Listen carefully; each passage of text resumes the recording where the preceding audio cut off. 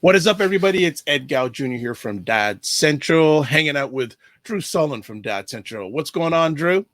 Well, morning, Ed. Another great day, another great conversation. I think for today, I'm just really excited to learn. So that's what I'm looking forward to today. Great stuff. And we're here for another great episode of the Dad Central Show. And let's remember always the Dad Central Show is sponsored by Dove Men Plus Care. Dove Men Plus Care believes that care is the best of a man because when men care for themselves and others, there is positive impact. So, Drew, we're going along this journey, and it just gets better and better all the time. It does. And I think it gets better and better because we have these conversations where, we've got these dads who are coming and sharing their experiences. And I take something practical, something I can use every single one. And we just get to build great, partnerships along the way as we learn from these men. So, yeah, it's great. Yeah, not only great partnerships, like for example with Dove Men Plus Care, but building great relationships with these fathers is really a great thing because I'm very much relationship based. For me, it all starts with relationships, and it's great to build relationships with not only these fathers, but we're speaking other fathers around the world with the heart work that everyone is doing with this. So today we have a special friend, and I was boasting to people that we were going to have this gentleman. We've actually had him on the platform before, and what a pro! I mean, but a great human being.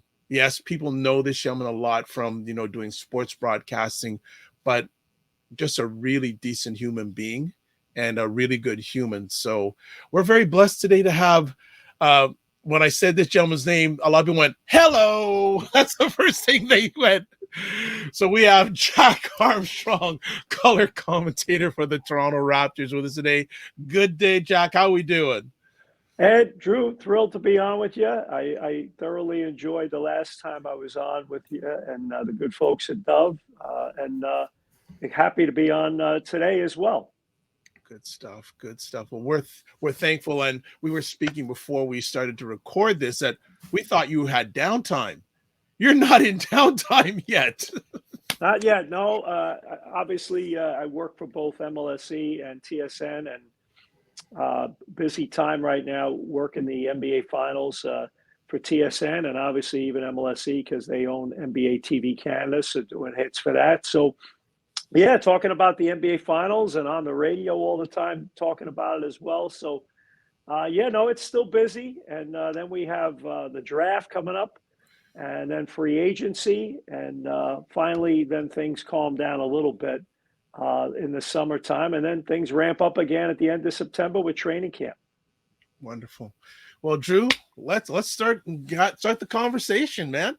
Well, normally I'd love to start the conversation, get a little bit of the backstory, a little bit of the history of our guests, right? And so we think that really helps people connect with kind of their experience, maybe growing up, might be some similarities to you, and then we can build off of that. So I'd love, Jack, if you could just talk to us a little bit more about the early years for you and what was life like for you growing up.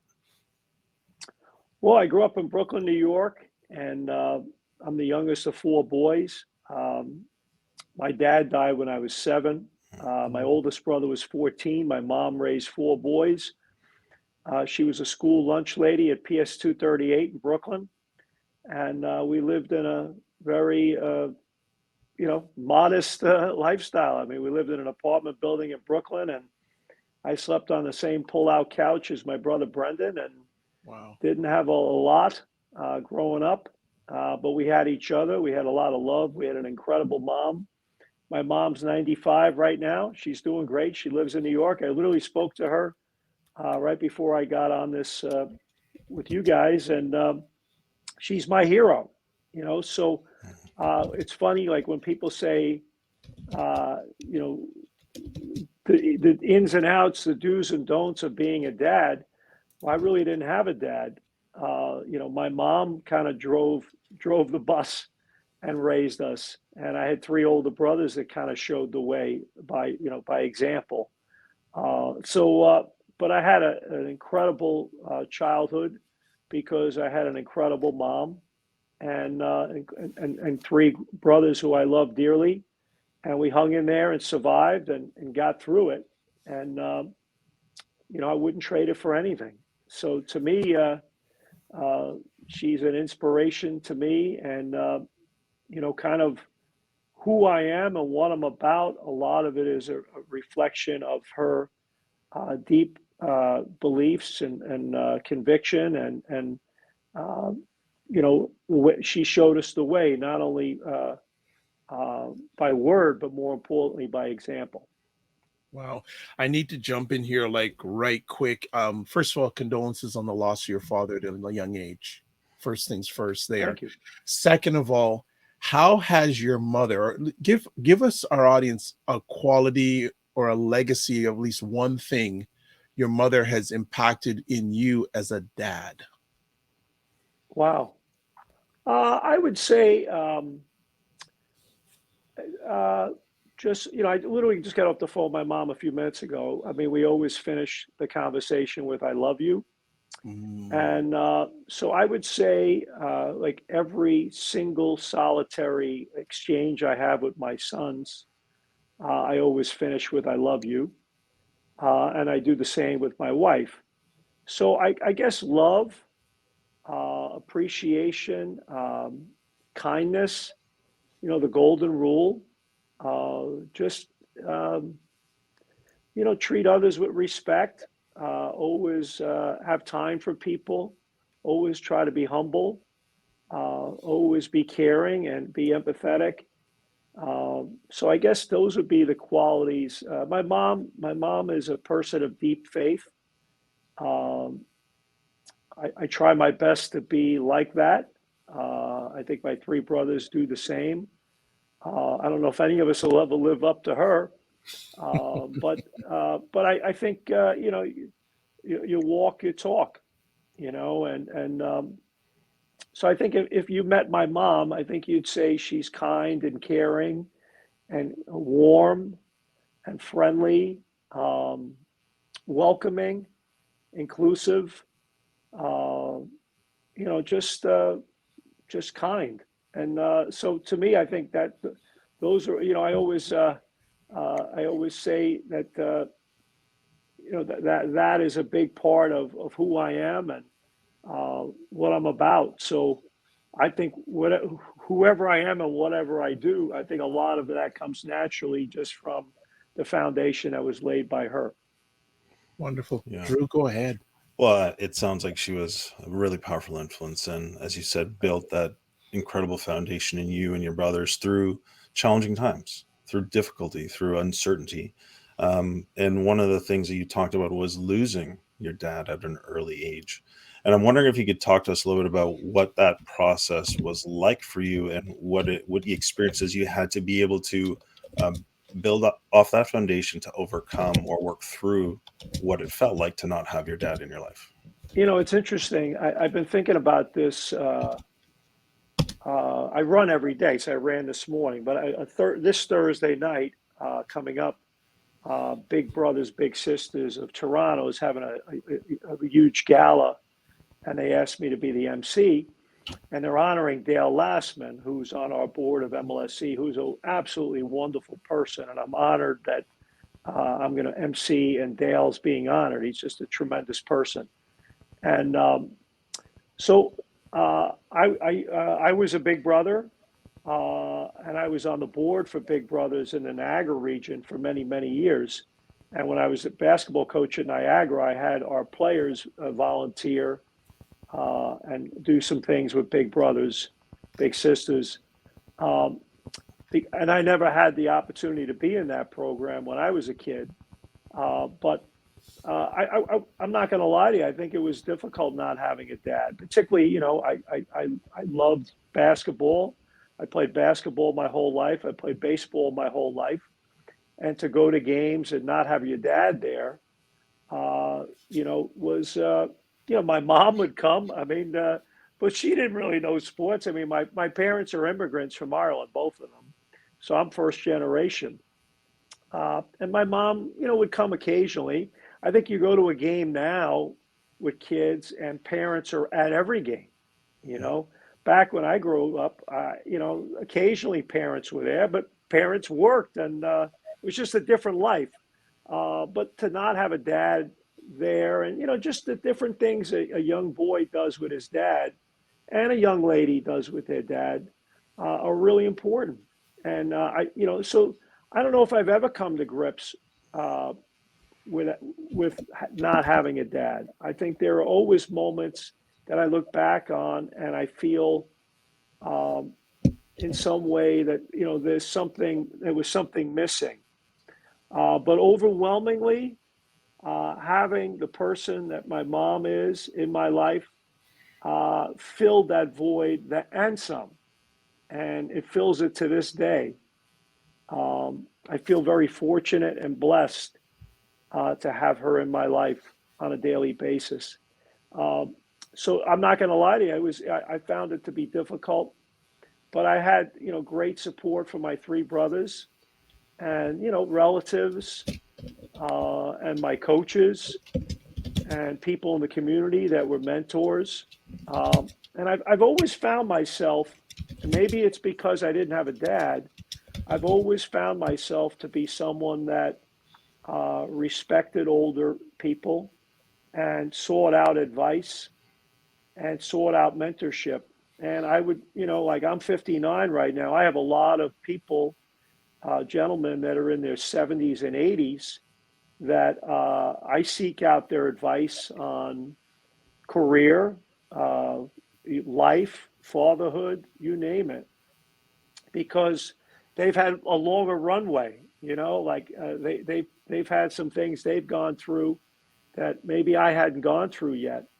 So to this day, I feel like that's probably something that's helped me, and maybe it's trying to fill a little bit of that void. I don't know, but I've always felt like I've had the ability to connect with people, and I think the fact that I, started coaching at a young age, um, it kind of naturally led me to being in a position at a pretty high level, very high level, uh, to be as a 26-year-old Division I head coach.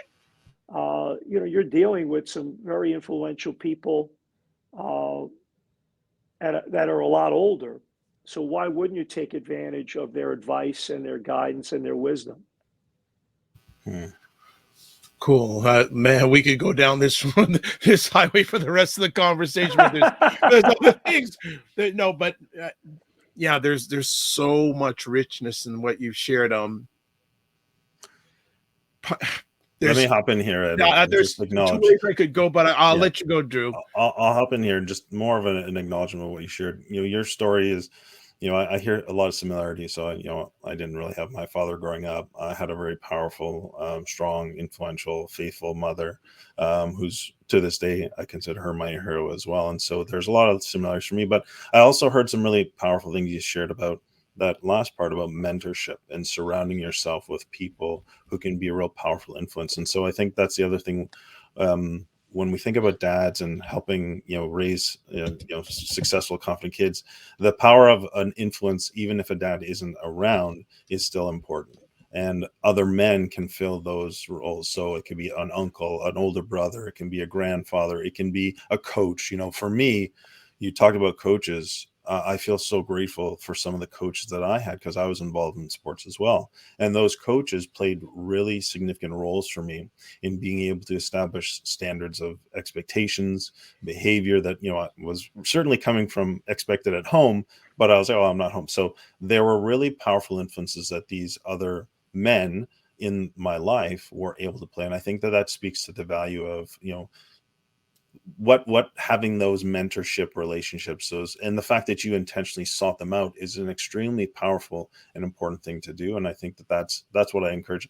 I want to be around older dads. These conversations of hearing from dads who have done it longer, better, more, and have faced challenges that I'm probably going to face in the future is so powerful for me. And so anyways, I just wanted to acknowledge that those are really Yeah, great principles yeah, in what you've shared that I think of. I just love the fact that you shared them. So yeah. Yeah, Huge, no, huge. and I don't even know if I was consciously doing it. I just did it. Like I just felt like it felt right. Like it felt right that that person is 27 years older than me or whatever, and they probably have had, they probably have something to say that's pretty cool and interesting. And then, now that I'm 59 and I look back on my 25-year-old self or 35-year-old self or 15-year-old self, whatever, and there's so many things that kind of juggle around in my head that help me kind of get through some difficult times or make good decisions. And no one bats a thousand. And as you guys know, there's no book for it. It's funny. I was reading Esquire We got a few magazine. books to try and help, but you're right. There's no book for it. But there's no real, there's no right, because every kid is different. Like, you could have three. I have three sons. My wife and I adopted three boys. They're all different. And even if I had three biological sons, I couldn't love a biological son or daughter any more than I love my three sons. I'm so proud of my sons. I love them. And whether you have three adopted boys or three biological sons, it doesn't matter. They're all dramatically different. But the standards that you set and the way you communicate with them, and you got to communicate with each one of them differently because they're all unique and they're all different and they all come at you in a different way. So I don't know. I mean, maybe my coaching background helped, but it's so, to this day, I learned so much as a dad that I didn't know yesterday. It's a journey. There's no destination. I'm not going to end up someplace where there's a parade and people waving pom-poms, nor Ed, you or Drew. None of us are going to end up in a place where it's no destination. It's a constant journey of discovery of not only ourselves, but our own children, because they evolve, they grow, they change, and you have to grow with them. Yeah. Well, let's talk about that if we can.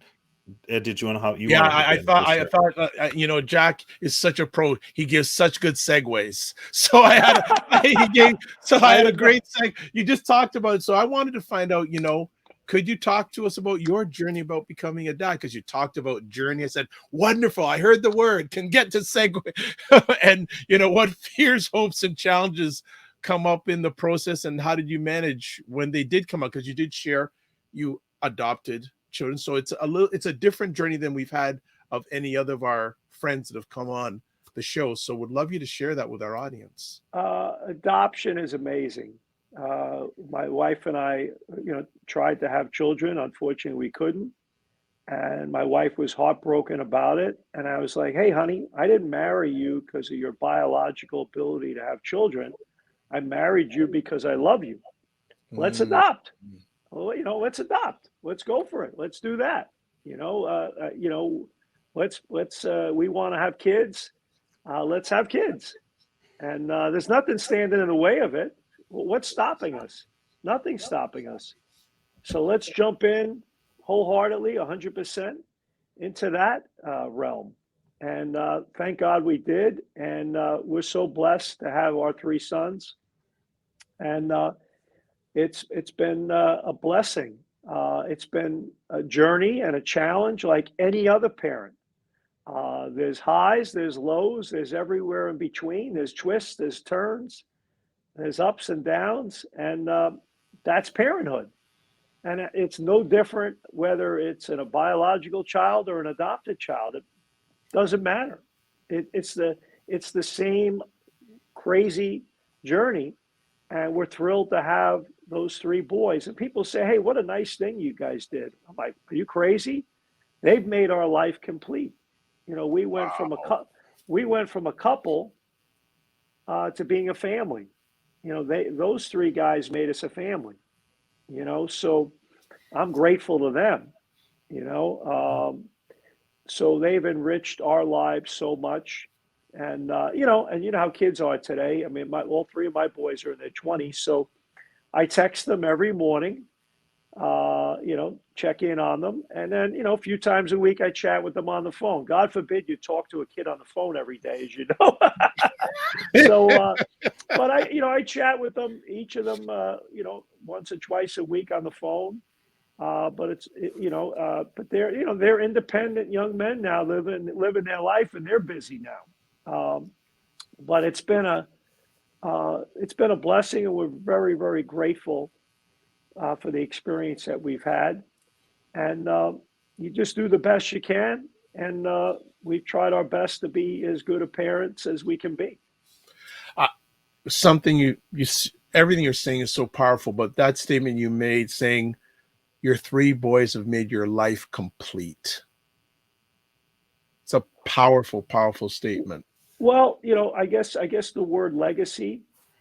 What's the old line? I heard this from a father, literally a father of one of my players that I coached in Brooklyn when I was a young coach. And he said to me, Jack, always remember, a man can achieve great wealth, stature, and position in society, and yet fail as a person. And his point to me, he goes, Jack, there's a big difference between being successful and being significant. He goes, the more important thing is to be significant. And his point to me was, as a young coach, I was helping him as a father, being significant to his son, helping him grow, and helping his dad kind of back his message, that, hey, you know what? Your dad's right. You know what? You're rebelling right now, but hey, you know what? Your father's right. And you got to start listening to your dad. And you guys both made the point in your own way earlier. It's a tag team effort. There are so many times, Drew and Ed, that dads ask me, and many times moms ask me to chat with their daughter or their son about whatever they're going through, because I'm not them, if you know what I'm saying.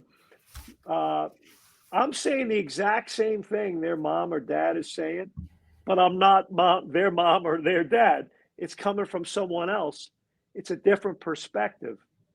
And yet it plays a significant role in shaping a young person's direction and the path that they take. And I think it's a responsibility of all of us, whenever we have an opportunity, to be able to help each other.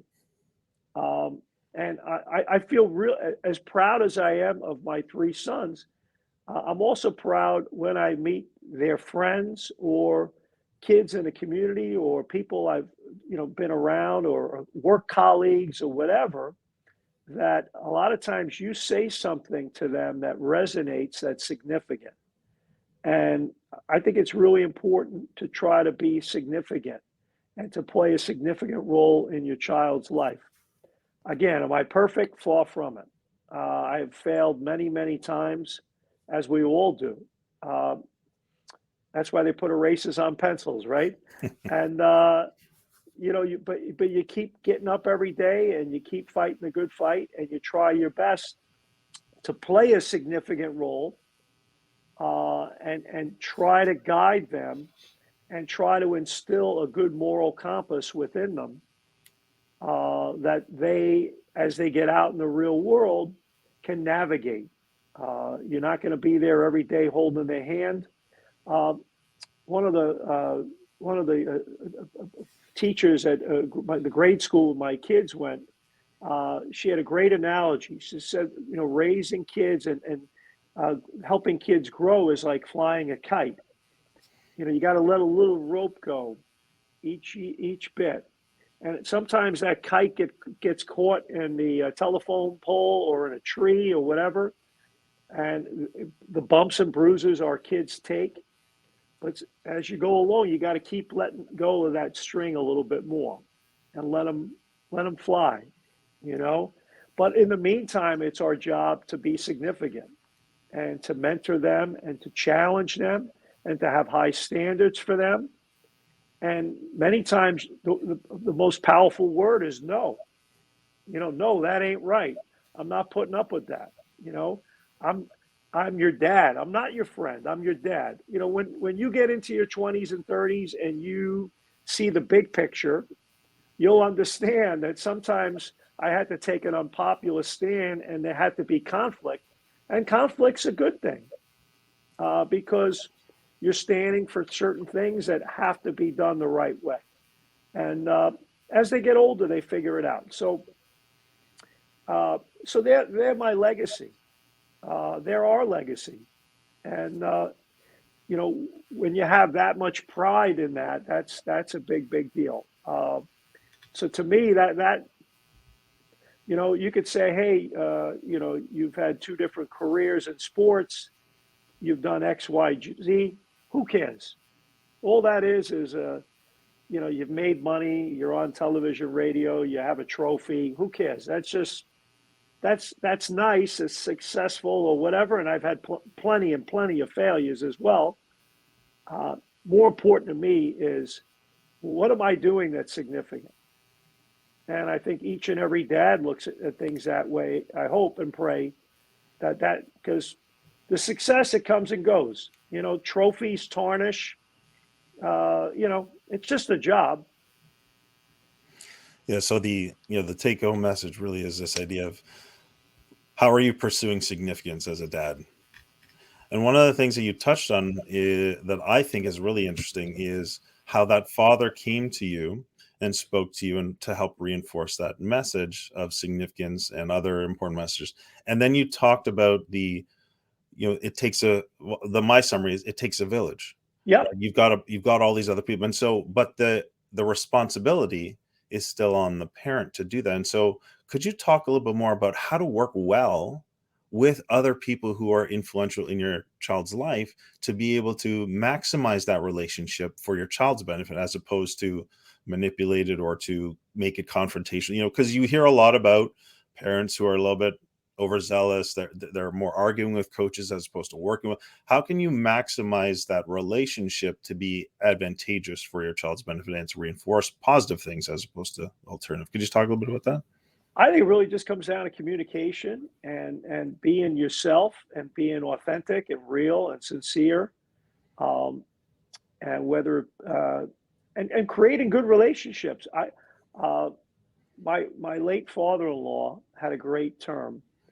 He said, Jack, if you can get a pool. I'm like, what are you talking about? He goes, when you have a pool, all your son's friends come over to the house. Or, you know, never discourage sleepovers because they come over to the house. But more importantly, you know who their friends are and you know what's going on. And then being able to create relationships with the parents of the kids that your kids are friends with so that you're all able to kind of be in it together. And then there are going to be moments where I might say to a mom or dad of one of the friends of my kids, hey, can you do me a favor? We're going through this little challenge right now. If he's at your house and you know you pick up on that, I'd appreciate a little backup, you know, and the same with their, you know, like, hey, how can I help? Hey, and you know, so it's amazing how, to your point, it takes a village, how we can communicate. And many times in a coaching situation, a team situation, you know, there are so many times where you have the opportunity. I'm a big believer in shoulder to shoulder communication. That when you're in a car and your son is sitting in the front seat with you, and it's just you and him, I turn the uh, radio off, no electronics, and it's just the two of us staring ahead. And it's amazing what kids will say to you, or go on a bike ride with them, or go for a walk with them. When they don't feel pinned down face to face, when you're in their face, it's amazing what they say to you, or what.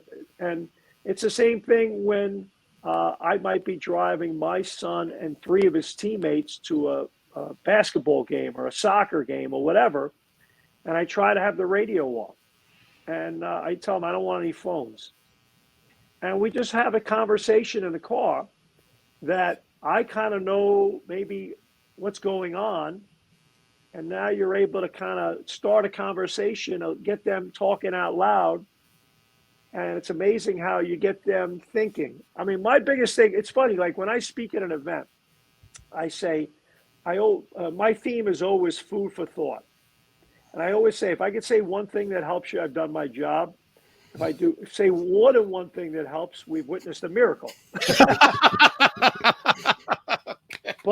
But think about it. If you can plant a seed in an 11-year-old boy's head and just say, hey, I want you to think about this. Or maybe there's a group of them and say, you know what, here's the four of you in the car. And maybe there's a kid on the team that maybe isn't being treated the right way. Hey, you kind of say, okay, guys, how do you think he feels? Maybe instead of busting his chops, maybe he needs a hug. Maybe he's going through a tough time at home. How can you four guys be good teammates and maybe help bring him closer to the group? And there's so many different ways, but you constantly have to have your spidey senses tuned in, and you have to really be alert to things. And you can't be too wrapped up in your own little world. And there are times, I'm not going to lie to you, that I failed at that because the job that I'm in, I travel a lot, and then you show up and, my wife and kids got the thing rolling. And now you show up, they're like, hey, man, you're in the way. You've been out of town for 9 days, and now you parachute in for 36 hours, and then you're going on another road trip with the Raptors. You're getting in the way. You're messing this up. So you also got to come in a very subtle way and kind of just be all eyes and all ears. But at times, sometimes you come in and you don't have the pulse for what's going on. So you have to always try your best. And again, I've failed many, many, many, many times. To try to get a sense of what's going on. And many times I got my finger on the pulse, and many other times I haven't. And shame on me when I haven't. So how do you not react in those moments? Because I think that many dads might be able to relate to that. Hey, I'm traveling for work. I'm away, but they come in, they're like, oh, I got to be dad. And I got to, so talk to me about that, because hard. I think that's important right there. It's hard. It's funny. I think I mentioned it the last time I was on with you guys. I used the term rules without relationships equal rebellion. Bulletin board material, Jack. Yeah.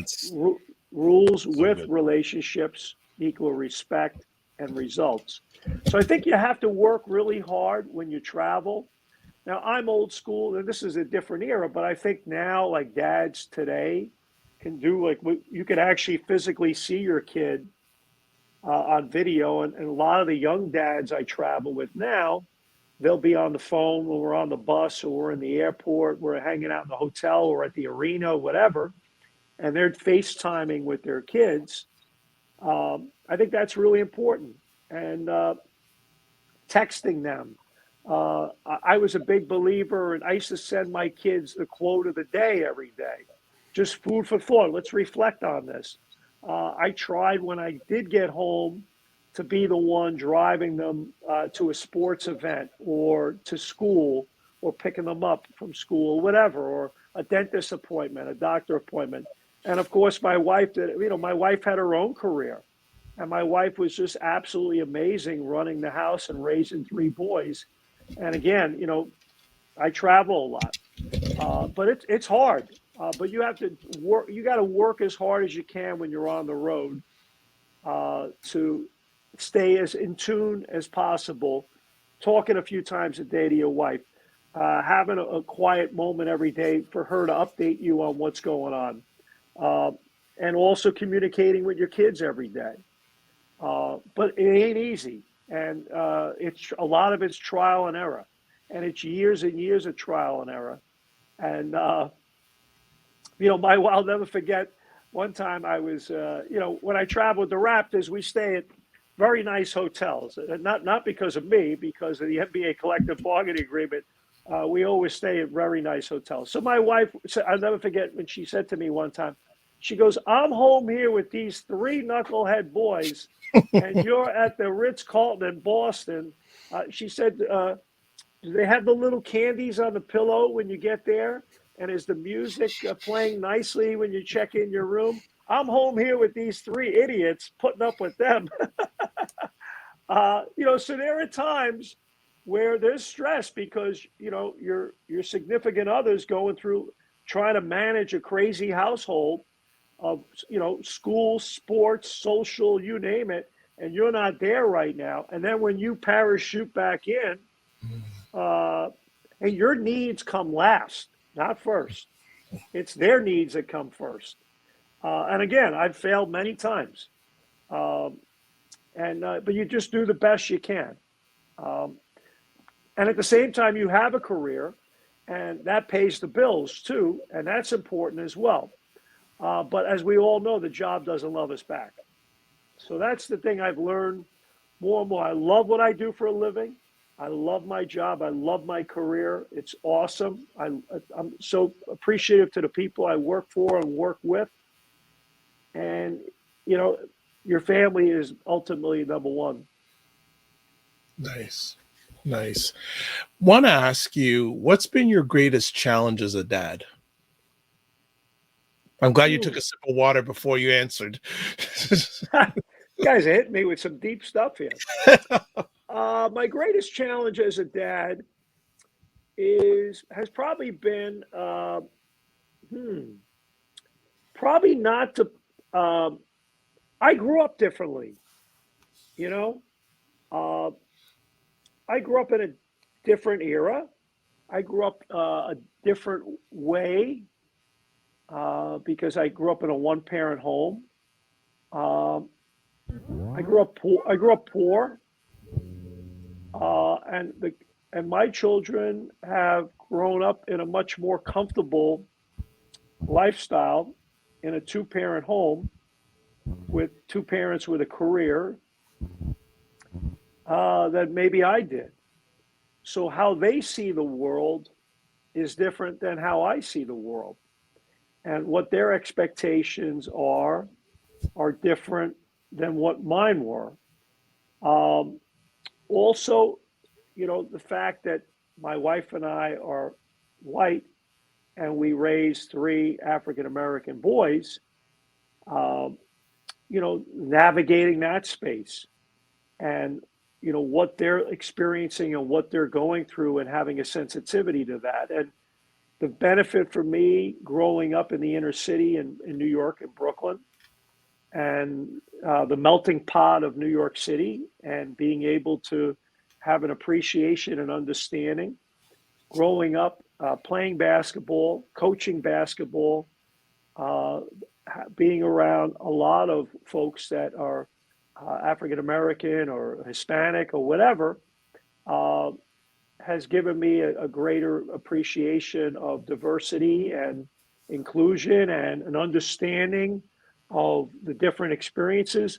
Yet I've had moments where I didn't get it, and I've had to learn from my colleagues or former players or whatever.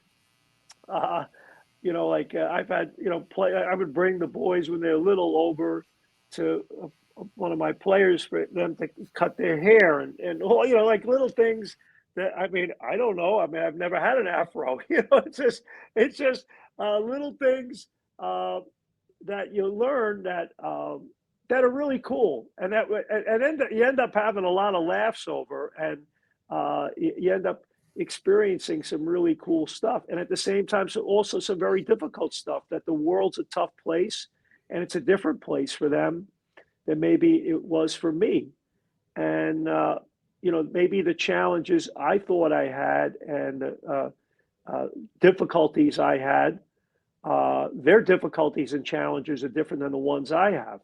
So that I guess the best way to put it is that one size doesn't fit all, and that they're unique, and they're different, and they're beautiful, and I love them for who they are and who they're becoming. Um, and It's just, I don't know, you do the best you can with it, and you try it as best as you can. As much as there are books about it, there is no true book, like because one size doesn't fit all.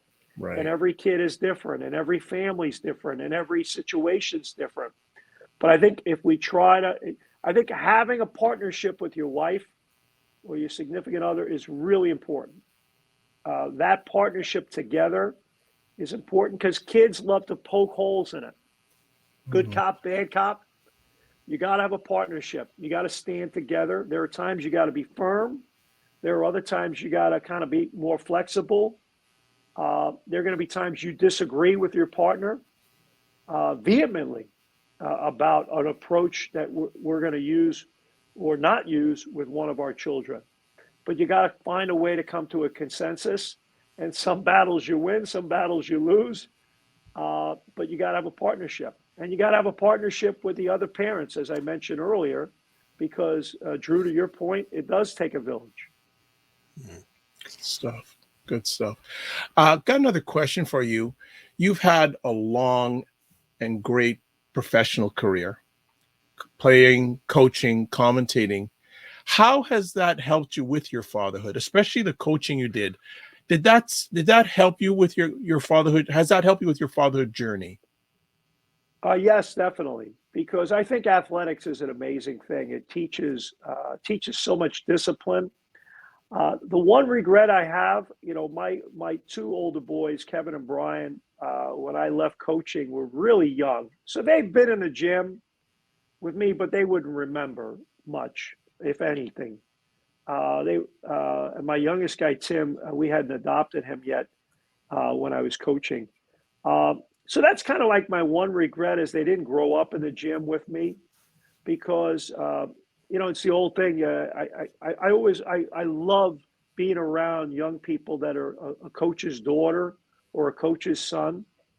There's so much that they learn from not their dad, but from the other coaches and from the players and from the staff that help support dad. It's remarkable that a lot of you talk to young people that whose dad was a coach in whatever sport, and as much as they look up to their dad, they look up to the other coaches the dad worked with, and a lot of the athletes and a lot of the staff members, and it creates that village.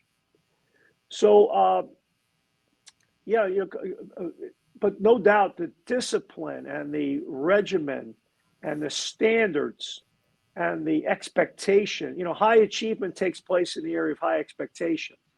That there are standards of behavior and action and how we do things.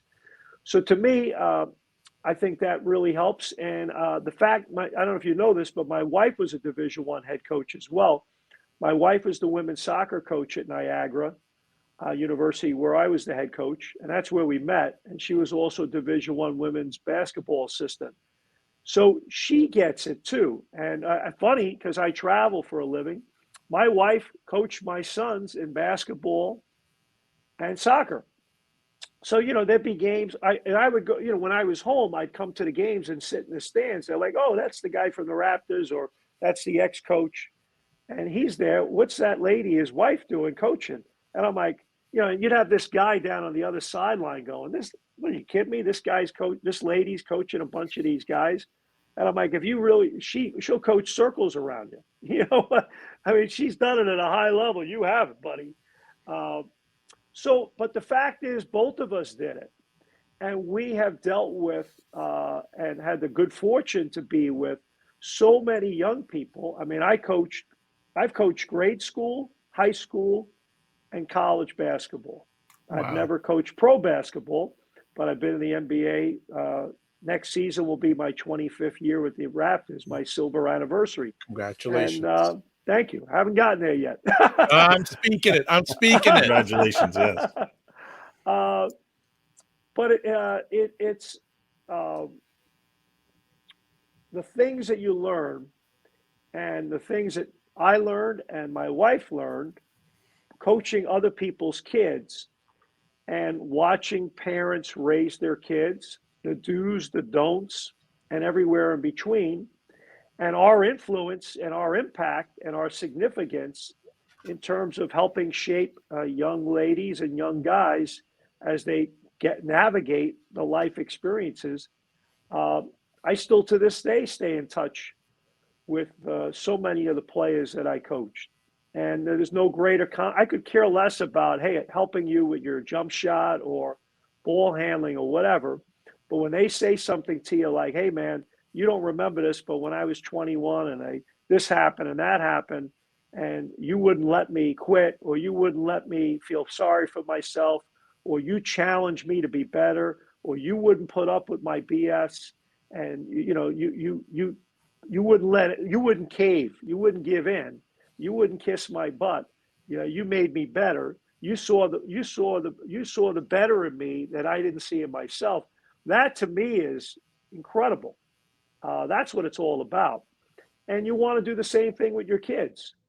Is that you want to challenge them to be the best they can be at whatever they do, and you want to support them. You want to be there when they fall down, and you want to encourage them and challenge them to get back up. And I always had a rule. My wife always had a rule. You join a sports team, you join anything, you start the season, you see it through to the end. I don't care how tough it is. The word quit doesn't exist. Drew? Well, that's like a exclamation point at the end of just a fantastic conversation. But I want to ask one more question before we finish today. And if you could share with us, what would you consider, Jack, as your proudest moment as a dad? Wow. I don't know if there's a moment. I would say there's like, what's the old line? Your heart always knows before your brain. I'm not really smart. Uh, I feel like I can feel it in my soul, though. I feel really good about my sons. I guess that's the thing I'm most proud of, is I'm proud of them, that when other people meet them, the most important thing, like my middle son, who lives in Nashville, was in New York for meetings, and he went and visited my mom. And we're taping this on Monday. So my son went to visit my mom on Friday, his grandma. And he spent a few hours with her and then went back into Manhattan. Uh, but I talked to my mom Saturday morning, and she said to me, "What a gentleman." Mm. And she has said that about each one of my sons. That's what it's all about. That you're raising gentlemen, that they understand the golden rule. They treat people with respect. They're kind, they're caring, they're loving, they're gracious, they're grateful.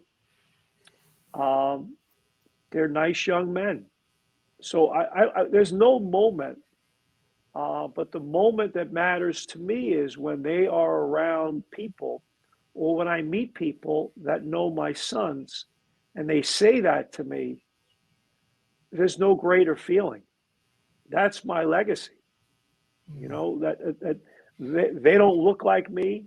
They're not wired like me, but a part of me is within them, and a part of my wife is within them, and more importantly, a part of each of them are within us.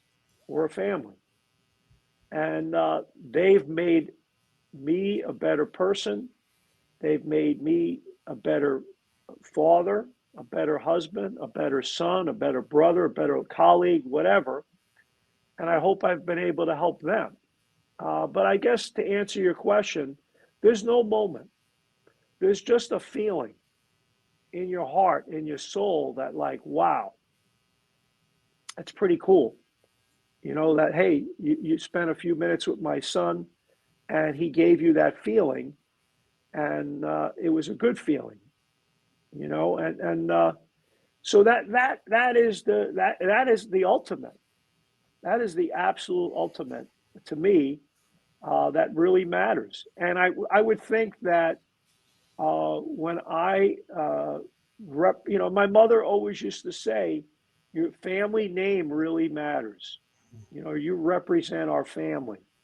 How you carry yourself as a young man matters because you're a reflection of the upbringing I've provided for you, and you're a reflection of your brothers. You are reflecting uh, everything within your life, your family, your friends. That family name matters. Who you are and how you carry yourself as a young man really matters. So I guess again, it probably comes from my mom and my wife. Her parents were just absolutely amazing, amazing people. They both passed away recently, and just I was so fortunate to have a lot of years with them. And they were very strong, faithful, kind people, very giving and caring. And think about it. I mean, my uh, parents are from Ireland. My wife's mom is from Italy, and my dad, her dad, is first generation from Italy. And their grandchildren are these three little African American boys. And they have other grandchildren as well. And they have welcomed those three boys and loved those boys incredibly. And, and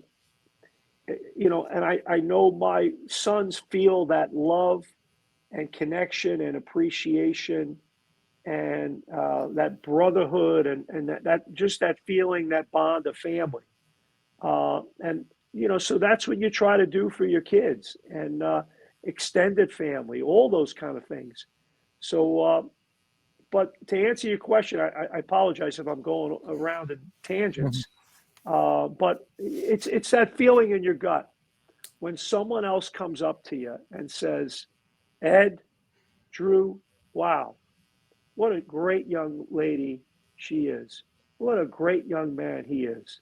Wow." I mean, it just that that's the ultimate. That's why we do it. And we each day we're letting it go a little bit more and more of that string on the kite, and we're letting them spread their wings and letting them fly. So, and again, uh, I've failed a lot of times, and but when young dads ask me, um, you try to give them the ins and outs and the failures and the successes. And as I said before, there's no real, true, ultimate right or wrong book on it. It's just a feeling that you got in your gut, and you do the best you can. And you rely on each other, and each dad has to, and we got to pick each other up. We got to help each other. We got to help kids because it's really hard today being a kid. Good stuff. Oh man, can I get one more out of you? Sure. You grew up without a father, and I know how important fatherhood is for you. Could you share a message for the dads out there that don't have a mentor or a father in their life? Wow. Um, Seek out mentorship somehow, some way. Find people in that are around you, and be a little vulnerable and say, you know what, I need your help. I need your guidance. I need your wisdom. I don't know. I don't know. It's the whole line. I want to not only be in the right church, I want to be in the right pew. You know, I don't know where I am right now. Like, I don't know what path to take. I don't know if I'm in the right pew. Um, Here's what I'm going through. Can you give me a little perspective? I need a little and it takes a lot to be willing to do that and make yourself vulnerable. But as I said earlier, I don't know if it was a conscious thing on my part, but I've always sorted out that I've always felt that um, that person or those people might say something that clicks, that helps me, and helps me take the right path. So I'm so grateful to all those men in my life that helped me, coaches, parents of players that I coached, colleagues at work, people in my community that kind of help shape who I am and help support the mission that my mom had was to raise four boys by herself.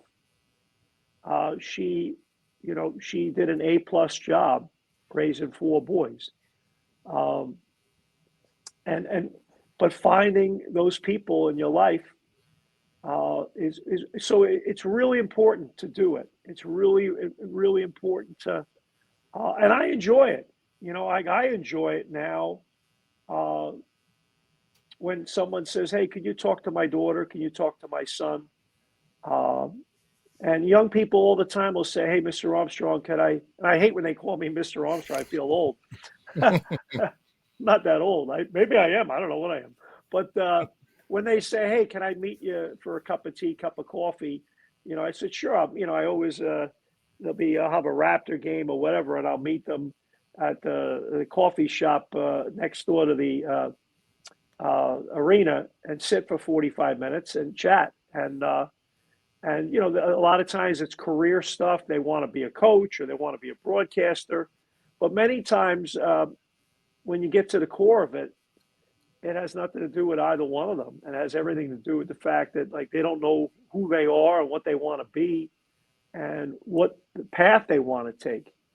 And you just try to encourage them to take the right path. And but the other thing too is, as you guys know, we can all talk a good game, but it's our example that counts. It's our actions that count, and how we carry ourselves on a day-to-day basis. Kids sniff out BS. Kids sniff out phoniness, and if you're not authentic, and if you're not real. So to me, but it's really important to definitely seek that out. Drew, I think we're good. Well, I think that this has been a masterclass in giving you the specific tools that you need to raise successful kids. I mean, there's been so much practical insight, wisdom, stories.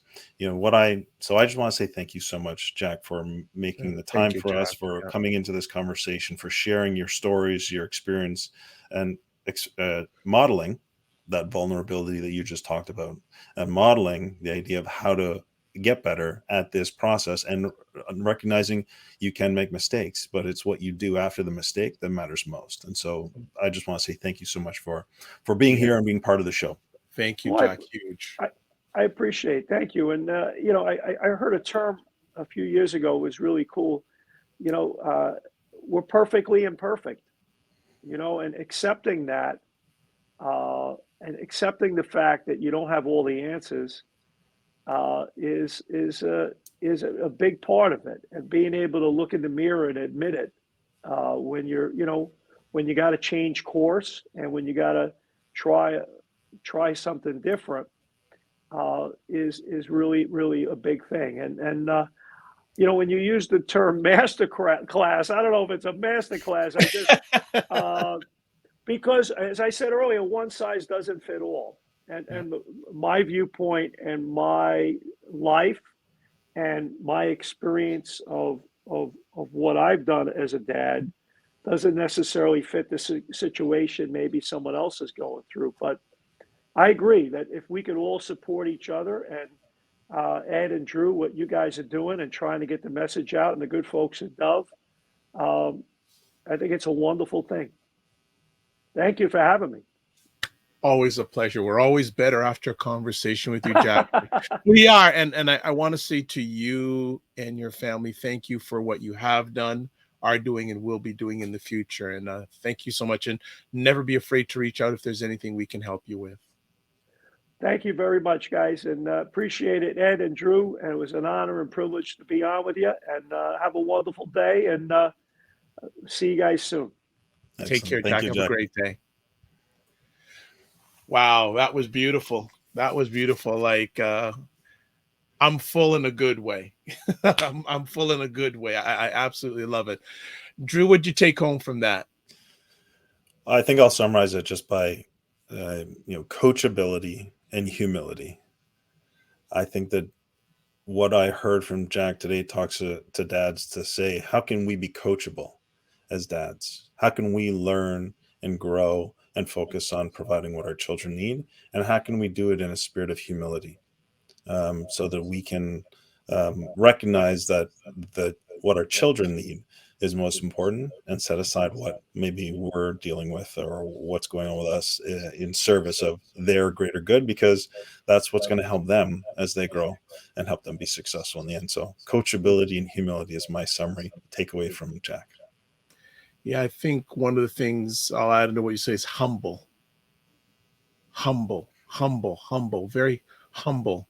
I thought was very is just like, yes, we're doing it on a screen, but I just felt like I was just sitting on a park bench or Mm-hmm. sitting at a picnic table, just shooting the breeze, and just the humbleness, that really, he's very powerful at that.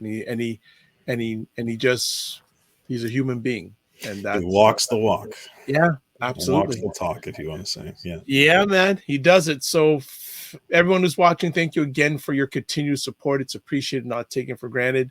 If you want to catch more episodes, dadcentral.ca/podcasts. Resources. We have a lot of free resources for fathers and those who love them, and families, when it comes to raising great and wonderful children. And comments, we love them. Podcasts at dadcentral.ca. And as always, the Dad Central Show is sponsored by Doveman Plus Care. Doveman Plus Care believes care is the best of a man, because when men care for themselves and others, there is a positive impact. Want to say again, thank you for watching. Fathers and those who love them, we love you, we care for you, and you are a great asset to the world. We'll see you on the next conversation. God bless, peace to well, and keep the faith.